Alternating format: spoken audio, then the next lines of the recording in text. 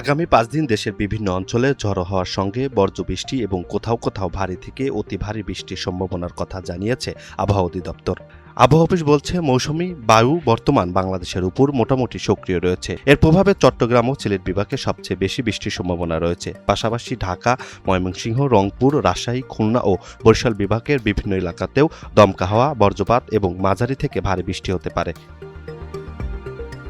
পূর্বাভাস অনুযায়ী বুধবার থেকে শনিবার পর্যন্ত দেশের বিভিন্ন স্থানে এই বৃষ্টিপাত অব্যাহত থাকবে। কোথাও কোথাও ভারী থেকে অতি ভারী বর্ষণ হতে পারে। এ সময় দিনের তাপমাত্রা সামান্য ওঠানামা হলেও রাতের তাপমাত্রা প্রায় অপরিবর্তিত থাকতে পারে। প্রতি সপ্তাহে সর্বোচ্চবার বিকাশ পেমেন্টে 50 জন হবেন পেমেন্ট চ্যাম্পিয়ন। জিতে নিন টিভি সহ আকর্ষণীয় সব প্রাইজ। আবহাওয়া অধিদপ্তর জানিয়েছে, আগামী 5 দিন বৃষ্টিপাতের প্রবণতা আরও বাড়তে পারে। তাই বজ্রপাত ও ভারী বৃষ্টির সময় অপ্রয়োজনীয় বাইরে যাওয়া এড়িয়ে চলা এবং প্রয়োজনীয় সতর্কতা অবলম্বনের পরামর্শ দেওয়া হয়েছে।